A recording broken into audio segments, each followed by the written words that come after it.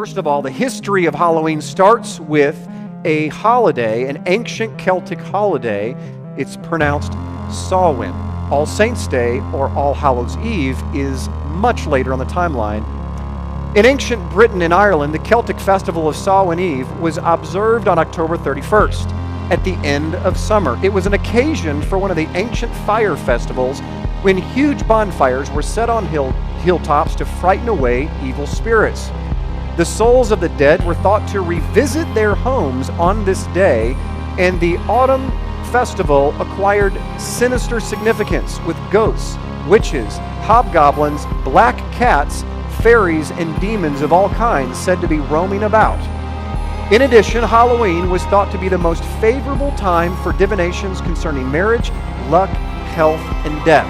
So right away, if I did not tell you this was the festival of Samhain, you would automatically be thinking Halloween, because this describes it to a T, and we haven't even gotten started yet. So ladies and gentlemen, we see right off the bat that the actual origin of Halloween had nothing to do with All Hallows' Eve, that its roots go all the way back into a pagan cultic festival called Samhain. Today, even in Satanism, the high holy day, guess when it is? October 31st. Where do you think they get that from? Is it made up? They too believe.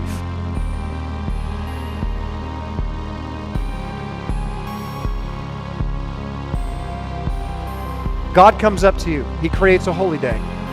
He calls it Passover. Tells you that you have a meal, to have a meal with unleavened bread, to remember the death, burial, and resurrection of Jesus Christ. Then Satan hijacks it, comes to you. So now Satan is talking to you. He tells you to do this, to change the name to the wife of Baal, the goddess of Easter, and start adding in other traditions and pagan things like dyeing Easter eggs, killing of and eating Easter's ham. Add in a bunny, because that's a symbol of fertility for the ancient pagans, and so on. He even says this: it'll be easier for the pagans to accept Christ if you do this, because this is what they're used to doing. So here's what I want you to do. I want you to take Passover. I want you to change it. I want you to add in all these pagan things that the pagans are used to doing, because it'll be easier for them to convert to Christianity if you come on their side of the fence and start doing pagan things in pagan ways. And he's silent. What do you do? Do you do it? In the first century, you've never seen Halloween. You've never seen Christmas. You've never seen Easter. The only thing that you know is that all of your 11 brothers, the disciples, are celebrating the feast days. They're celebrating the Shabbat, the Sabbath. They're keeping Passover. You're doing these things. And Satan comes along and says, no. We've got to reach the masses. And here's how we do it. We change the name, add in a bunch of pagan stuff. What do you guys think? Who in their right mind in the first century would do that? They would say exactly what Yeshua said: get behind me, Satan. Yet today, this is exactly what we've done. You know what we need? We need an alternative. Let's call it a harvest festival. No, how about we just call it Sukkot?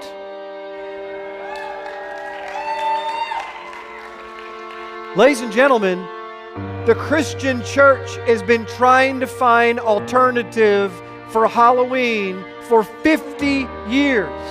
And I submit to you, Mr. or Mrs. Christian, that God already has one. It's called the Feast of Tabernacles. It's a harvest festival. Why do we have to invent things when God has already perfected things? How many have heard of this? Trunk or treat. This is very popular now, because we don't want to send our Christian kids out on the street in our subdivisions because they might get killed. So Christian parents don't want to do this. So what do? We invented something different. Everybody bring your car, decorate your car, open up the trunk, get your lawn chair out, let all the kids go trunk to trunk. We'll call it trunk or treat. Ladies and gentlemen, all we're doing is celebrating Samhain. And like the famous phrase is, you can put lipstick on a pig. It's still a pig. So you want to kiss a pig with lipstick, that's fine. But when you take that blindfold off, you're not going to be happy. And at the end of the day, when our blindfold on Judgment Day is taken off and God shows you outside of time, because when He looks down and he sees these little children dressed up as whatever, at the same time, because he's outside of time, he sees little children being sacrificed and the people dressing up as demons to try to trick the demons to leave them alone. He has not called his people to mix for the purpose of witnessing. The biblical definition of witnessing is to be holy. And the definition of holy is to be kadosh, separated. When you separate yourself, not in a sarcastic way of looking down on them, but when you in love separate yourself from the unholy, a line gets drawn in the sand and it becomes clear which God is which. And at the end of their day, when Halloween parties are over and their drunken orgies are done with, they're dead, hungry, thirsty, and starving, hurting, going back to marriages that are falling apart, and they only know that that person down the street has a great marriage. My coworker is brilliant and shining. Why don't you celebrate Halloween? This is why. Well, you know what? You seem to have, can you give me some advice on my wife? You see, when we come out of the world, we become a beacon in the night. When you hang around people that are not of Yahweh, but are of the world, they put bushels on your light, and you don't even know it. I would hope most of you in this room, and those of you that are watching online, when I asked the question in the first century, would you do this if Satan told you to take a holiday that God said was holy and change the name and add a bunch of pagan stuff? You would never do it. But we do it today. And we justify it by, as well, if you can't beat him, you might as well join him. I want to witness. You are not allowed to enter into a pagan festival with the purpose of witnessing. Let me give you the law of extrapolation to prove it to you. You are not allowed to go into a strip club to witness to the ladies on stage.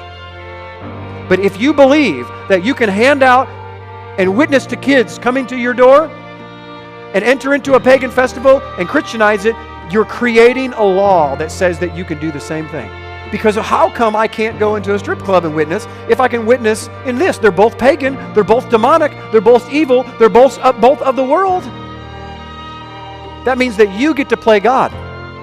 You get to play Scripture. You get to create the laws, the instructions for how to witness to God, to the people of the world. I submit to you, we do Bible things in Bible ways. We leave the world out of it and let the chips fall where they may. And you'll watch the church at large worldwide go from a compromised, watered-down church that doesn't know come here from Sikkim and can't tell you what Lamentations is about, to a church that begins to grow and mature, strong in the faith, uncompromising. I'm telling you, this is the day that we nail onto the doors of the church at large today and we say, enough is enough. I'm done compromising. I will stand with my King and His Word, and I will not falter and I will not waver.